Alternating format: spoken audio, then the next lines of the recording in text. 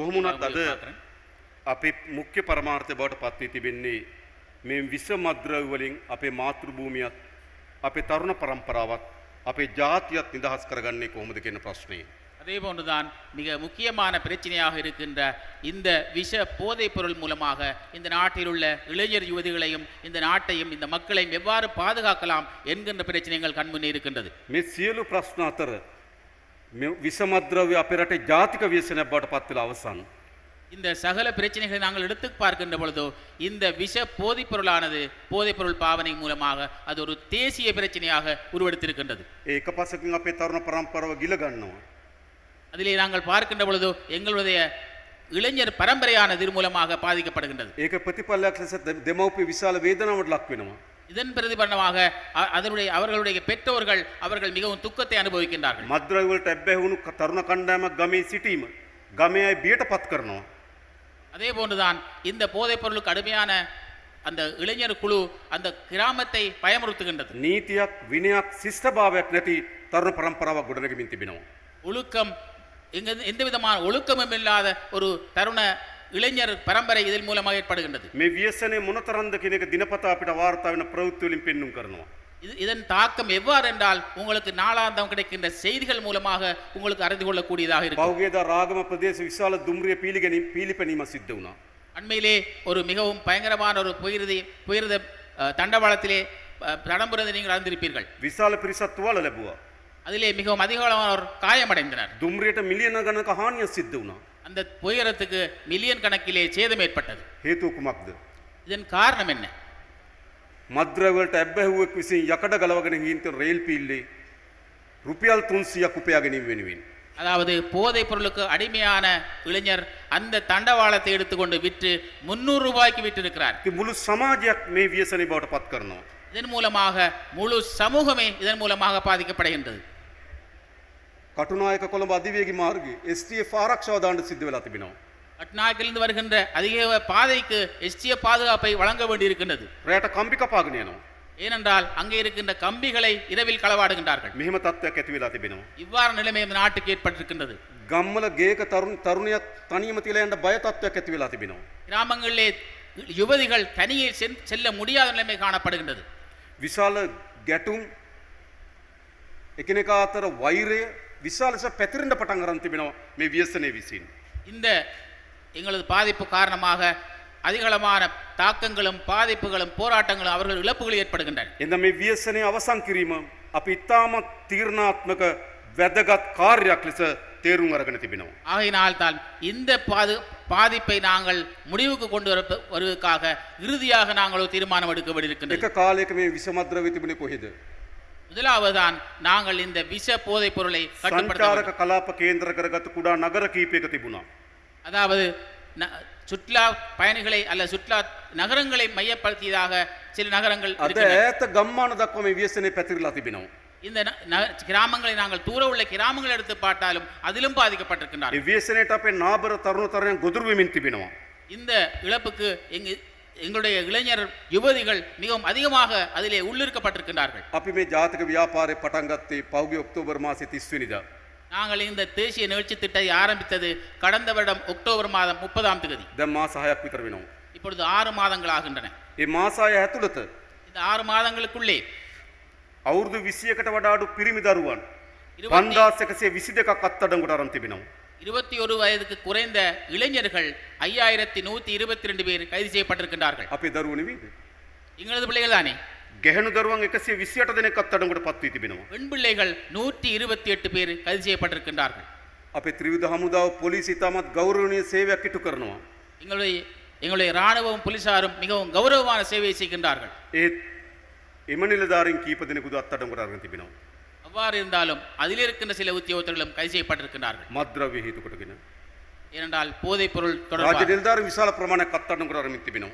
இவ்வாறான உத்தியோகத்தர்கள் அதிகமானோர் கைது செய்யப்பட்டிருக்கின்றார்கள். කිසිත් වගකිය යුතු ගෞරවාන්විත තැනක් ඉතිරි වෙන්නේ නැති තරමට මේ ව්‍යසනය පැතිරලා තිබෙනවා. எந்த ஒரு இடத்தையும் விட்டு செல்லாத ஒரு பாதிப்பாக இழப்பாக இந்த பாதிப்பு காணப்படுகின்றது. අපි දොහොත් මුදුන් තියා වන්දනාමාන කරපු අපගේ ආගමික ස්ථාන දක්වා මේවා පැතිරලා තිබෙනවා. நாங்கள் பார்த்தால் எந்த இடத்தையும் விட்டு வைக்காமல் எல்லா இடத்துக்கும் பரவி இருக்கின்றது. අපිට සමාජයක් ලෙස බිය දනවන චිත්‍රයක් අපි ඉදිරිපිට තිබෙනවා. நாங்கள் ஒரு சமூகமாக பயப்படுகின்ற ஒரு சித்திரமாக இது எங்கள் கண்முன்னே වයස් நிற்கின்றது. ભેදකින්, எந்த விதமான வயது வித்தியாசமின்றி, තරාතිරම ભેදකින්, எந்த விதமான அவருடைய பதவிகள் ආගමික இல்லாமல், ආගමිකද සාමාන්‍ය පුරවැසියද කියන ભેදකින්, எந்த விதமான சமய பேதமோ அல்லது சாதாரண ඒ කිසිවකින් තොරව எந்த விதமான வித்தியாசமும் இன்றி මේ මද්ද්‍රව්‍ය ව්‍යසනය இந்த போதை අපේ பொருள் රටේ பாதிப்பானது විශාල ව්‍යසනයක් බවට පත් වෙලා තිබෙනවා. மிகவும் அதிகமான ஒரு பாதிப்பை ஏற்படுவதாக காணப்படுகின்றது. අපි මේ පරාජය පත් කළ යුතු නැද්ද? இதனை நாங்கள் தடுக்க வேண்டுமா இல்லையா? මම අහන්නේ එච්චරයි. මේ ව්‍යසනයෙන් අපේ රටේ ජනතාව මුදවා ගත යුතුයි. இந்த பாதிப்பின் மூலமாக எங்களது நாட்டு மக்களை நாங்கள் மீட்டெடுக்க வேண்டும். අපි තිර අධිෂ්ඨානයකට ඇවිල්ලා තිබෙනවා මේ ව්‍යසනය පරාජයට පත් කරන බව. இதற்காக நாங்கள் இதனை மீட்டெடுக்க வேண்டும் என்று ஒரு முடிவுக்கு வந்திருக்கின்றோம். මේ ව්‍යසනය විශාල විනාශයක් දක්වා වර්ධනය වෙන්න ප්‍රධාන කරුණු හතරක් බලපෑවා. இந்த பாதிப்பு இழப்பானது மிகவும் அதிகளவான மிக நீண்ட அல்லது ஆழமான தாக்கத்தை ஏற்படுத்தக்கூடியதாக இருக்கின்றது. එක දේශපාලන රැකවරණය. முதலாவது தாக்கம் என்னவென்று நாங்கள் பார்த்தால் அரசியல் அவருடைய பாதுகாப்பாக இருக்கின்றது. මේකයි සත්‍ය කතාව. මේ ඇත්ත කතාව. இது உண்மையான கதை.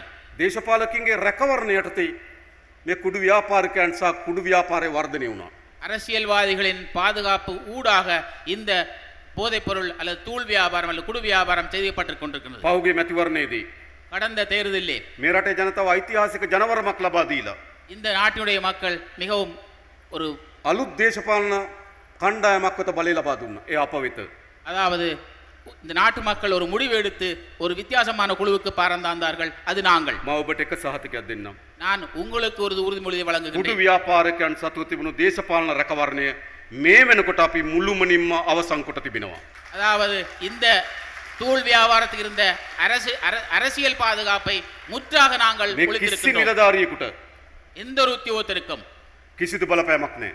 எந்த விதமான அவர்களுக்கு எந்த விதமான தாக்கங்களும் இல்லை. ඔබ ඔබගේ තනතුරේ ගෞරවය, அவர்களுடைய பதவியின் கௌரவத்தை, ඔබගේ යුනිෆෝම් එකේ ගෞරවය, அவர்களுடைய யூனிஃபார்த்தின் கௌரவத்தை, ඔබට පැවරී තියෙන වගකීම உங்களுக்கு உள்ள பொறுப்பை ඉටු කිරීම සඳහා අවශ්‍ය වන සහාය අපි ලබා දෙනවා. நிறைவேற்றுவதற்காக அதற்குரிய அவசியமான ஒத்துழைப்பை நாங்கள் வழங்குகின்றோம். ඒක ප්‍රතිඵල අපිට තිබෙනවා. இதற்காக எங்களுக்கு வெற்றி வந்திருக்கின்றது. එනිසා තමයි අපේ නාවික හමුදාව විශාල ප්‍රමාණයෙන් කුඩු තොග පහුගිය කාලේ අත්අඩංගුවට ගත්තා. இதன் காரணமாகத்தான் எங்களது கடற்படையினர் மிக அதிக அளவான குடுகளை கைப்பற்றிருக்கின்றார்கள். අපේ පොලිසිය මහතුරු දිවාරයන් නොබලා වෙහෙස වෙන ක්‍රියාකාරකම් වල යෙදුණා.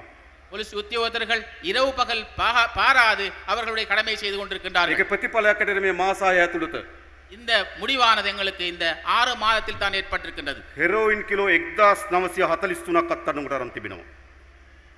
Heroin kilo 1943. 1943 பேர் இதன் மூலமாக கைது செய்யப்பட்டிருக்கின்றார்கள். සාමාන්‍ය යූරියා බෑග් එකක තියෙන කිලෝ 50යි. அதாவது யாரென்றால் அது மீன் பிடிக்க சென்றவர்கள். சாதாரண ஒரு பேக் எடுத்து பார்த்தால் அதில் 50 கிலோ இருக்கும். යූරියා පෝර බෑග් 40ක ප්‍රමාණයක කුඩු අත්අඩංගුවට අරන් තියෙනවා. யூரியா உரப் பேக்கை நாங்கள் எடுத்து பார்த்தால் 40 பேக்குகளும் நாங்கள் கைப்பற்றி இருக்கின்றோம். කුඩු එකපාරක් යන්නේ කොච්චරද? இவ்வளவு அதிகமான எவ்வாறு இந்த குடு வருகின்றது? කන් හැන්දෙනුත් භාගයටත් වඩා අඩුයි. அதாவது இளைஞர்கள் இதிலே அரைவாசியத்தான் இருக்கின்றார்கள். පෝර බෑග් 40, உரப்பைகள் 40. කන් හැදි කොච්චරද? ඔබට තේරුම් ගන්න පුළුවන් මේ ව්‍යසනය මොනතරම් දරුණුද කියලා.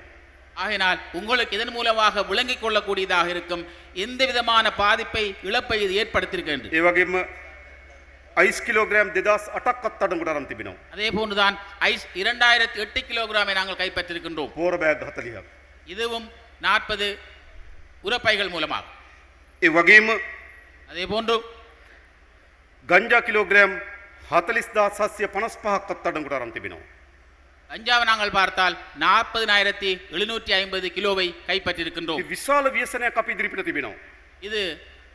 இதன் மூலமாக மிகவும் ஒரு பாரிய இழப்பை நாங்கள் ඒ தடுத்திருக்கின்றோம். පරාජයට පත් කිරීමේ පළමු පියවර දේශපාලනයෙන් රැකවරණයෙන් කුඩු ව්‍යාපාරිකයා ඉවත් කිරීම.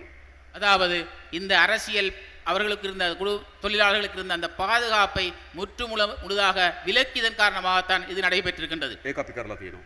இது நாங்கள் செய்திருக்கின்றோம். ඊළඟ අපේ රාජ්‍ය නිලධාරී විශේෂයෙන් පොලිසිය සහ ත්‍රිවිධ හමුදාව அடுத்ததாக அரசாங்க உத்தியோகர்கள் விசேடமாக මේ போலீஸ் කාර්ය உத்தியோகர்களும் වෙනුවෙන් කැපවෙන அவர்களுடைய அந்த මේ தியாகம் කාර්ය වෙනුවෙන් විශාල රාජකාරියක් ඉටු කරන இந்த நிகழ்ச்சிக்காக அவர்கள் செய்கின்ற மிகவும் அதிகமான கடமைகள்.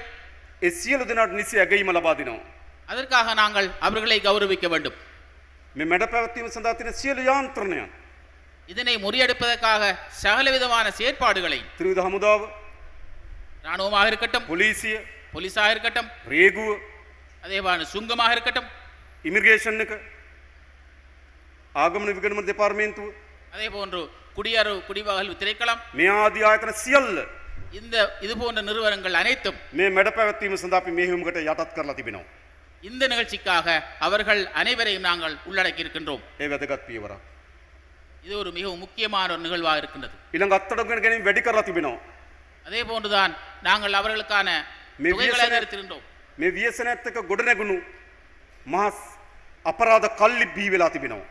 இந்த இழப்பின் மூலமாக உருவாக்கப்பட்ட குற்றங்களை இழைக்கக்கூடிய குழுக்கள் உருவாகி இருக்கின்றன. පෞගේ කාලේ වෙඩි තබා ගැනීම යම් ප්‍රමාණයක් සිද්ධ වුණා.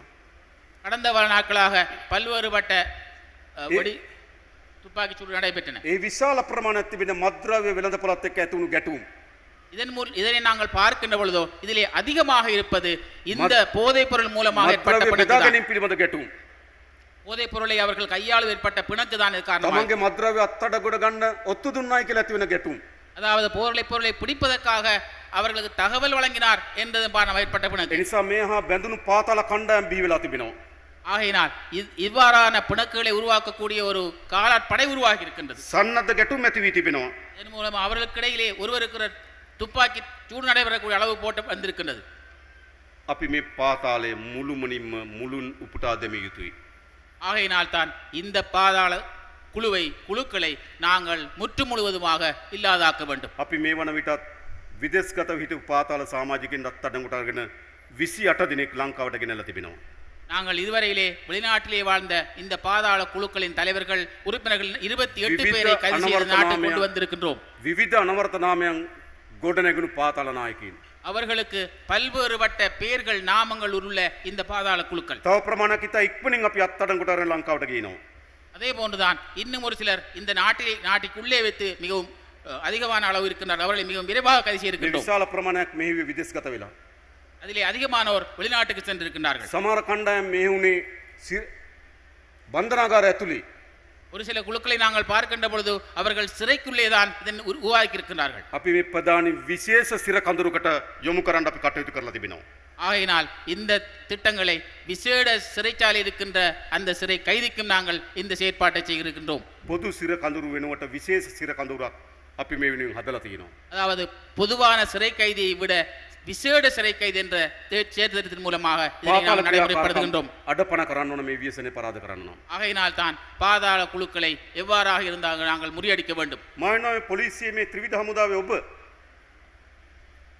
සියලු දෙනාම නිලයන් තිබෙන ඒ හා බැඳුණු වගකීම් තිබෙන අනපනත් වලින් කාර්යභාරයන් පවරා තිබෙන ඔබ ஆகையினால் இதற்காக போலீசாக இராணுவமாக இருக்கட்டும் உங்களுக்கு இதன் மூலமாக இருக்கப்பட்டுகின்ற கடமைகள் அதே போன்று விசேடமான நிகழ்வுகள் அதன் காரணமாக நீங்கள் මේ විවිධ අනවරත නාම වලින් ගොඩනැගිලා තියෙන පාතාලයේ මැඩ පවත්වන්න බැරිද? ஆகையினால் இதன் மூலமாக உங்களுக்கு இந்த பாதாள குழுக்களை இல்லாதொழிக்க முடியாதா? මොකද්ද ඔබගේ යුනිෆෝම් එකේ ඇති වගකීම? ஆகையினால் உங்களுடைய யூனிஃபார்ம் இருக்கின்ற சீருடைக்கு இருக்கின்ற பொறுப்பு என்ன? මම ඔබට ආරාධනා කරා මැඩ පවත්වන්න ඉන්න. ஆகையினால் உங்களுக்கு நான் அழைப்பு விடுக்கின்றேன் இதனை இல்லாதொழியுங்கள் என்று. මේ මාසය ඇතුළත இந்த 6 மாதங்களுக்குள்ளே T56 ගිනියවි 83ක් අත්අඩංගුවට අරන් තිබෙනවා.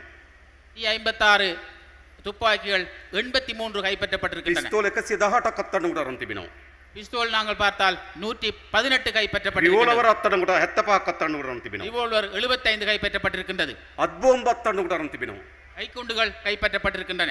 පාතාලයේ සතු තිබෙන අවි ආයුධ අත්අඩංගුවට ගනිමින් තිබෙනවා. பாதாள குழுக்களின் கைகளிலே இருந்த பல்வேறுபட்ட ஆயுதங்கள் கைப்பற்றப்பட்டிருக்கின்றன. ඒ මර්ධනය කළ යුතුයි. මේ කුඩු ව්‍යාපාරය මර්ධනය කරන්න නම්. இது இந்த இடத்திலே நிறுத்தப்படக்கூடாது. අලුත් තොරතුරු Breaking News Alert.